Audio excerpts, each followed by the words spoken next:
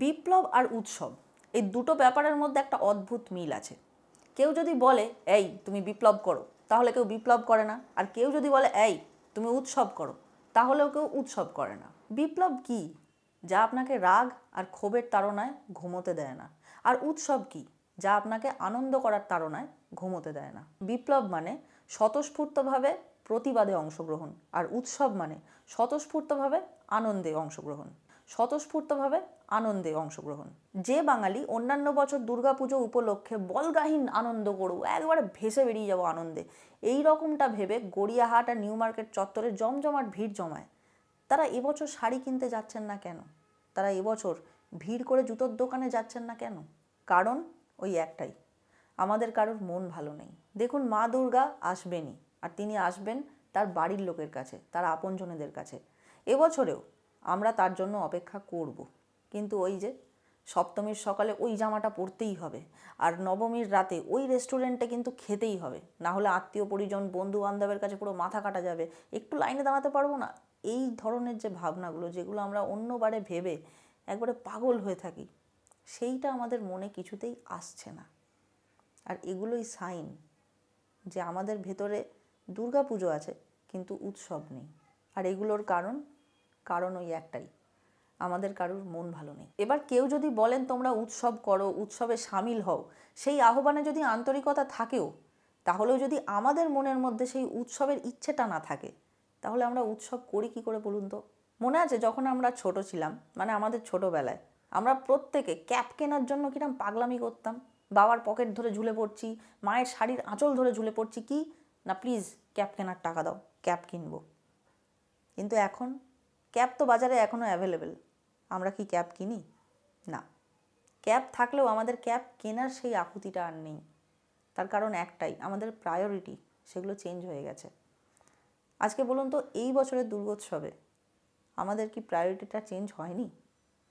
আমরা জানি মা দুর্গা আসছেন, কিন্তু আমাদের প্রায়োরিটি এবছর জামা কাপড় কেনা বা কোনো আলাদা আলাদা রকমের গ্যাদারিংয়ে সামিল হওয়া নয়। কোথাও গিয়ে আমাদের প্রায়োরিটি একদমই অন্য। আসলে এবছর আমাদের কিছুই ভালো লাগছে না। তা বলে কি আমরা আমাদের জীবন চালাচ্ছি না? চালাচ্ছি। আমরা যে যার কাজ নিজেদের মতো করছি। যারা অফিসে চাকরি করেন 9 to 5, তারা অফিসে যাচ্ছেন। আমার মতন যারা ইন্ডিপেন্ডেন্টলি কাজ করেন, তারা নিজেদের কাজের আরও বিভিন্ন রকমের আইডিয়া ডেভেলপ করছেন। আমি নিজে যেমন সিনেমার প্রমোশন করছি, প্রোডাক্ট প্রমোশন করছি, বিজনেস প্রমোশন করছি আমার ভিডিওর মাধ্যমে। তার কারণ খেতে হবে। রান্না করছি, খাচ্ছি, দরকারে এদিক ওদিক ছোটাছুটি করছি, বন্ধুদের সাথে ভিডিও কল, হ্যাঁ সেটাও করেছি। কিন্তু আমাদের এই ভিডিও কলের যে গল্প, সেটারও সাবজেক্ট হয়ে উঠছে কে? না আমাদের বোন তিলোত্তমা। তার কারণ ওই একটাই, আমাদের কারুর মন ভালো নেই।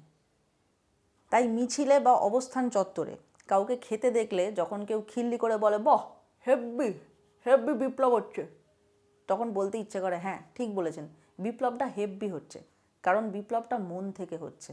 আর সেই জন্য বিপ্লবই হয়ে উঠছে উৎসব, আর আমাদের এই উৎসবটাই হয়ে উঠছে বিপ্লব। অর্থাৎ বিপ্লবের উৎসব, উৎসবের বিপ্লব। আমি একজন অত্যন্ত আশাবাদী এবং ঈশ্বর বিশ্বাসী মানুষ। এমনকি বাড়িতে যদি সামান্য একটা দরকারি খাতাও হারিয়ে যায়, আমি ঠাকুরকে ডেকে বলি ঠাকুর প্লিজ খুঁজে দাও।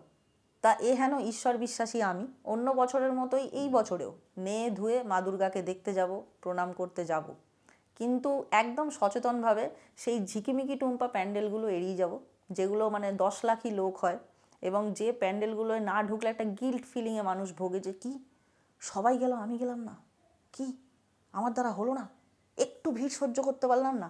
সত্যি পারলাম না, এবছর পারলাম না, পারছি না।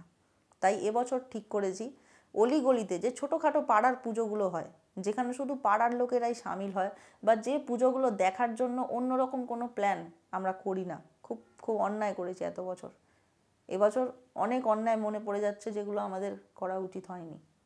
এই পাড়ার পুজোগুলোয় যাব, ছোট্ট ছোট্ট প্যান্ডেল, যে প্যান্ডেলের আশপাশে বাচ্চারা এখনও নতুন জামা কাপড় পরে ক্যাপ ফাটায়, ঘুরে ঘুরে বেড়ায়, একে অপরের পেছনে দৌড়দৌড়ি করে খেলা করে, সেই প্যান্ডেলগুলোয় যাব, যেখানে এই বেরিয়ে যান ছবি তুলবেন না, দাঁড়াবেন না, এরকম কেউ করে না।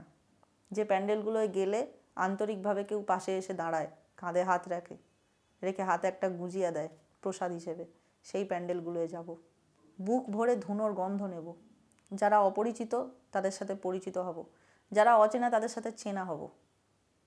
আর ঠাকুরকে বলবো, মা তুমি দুষ্টের দমন করো। ধন্যবাদ।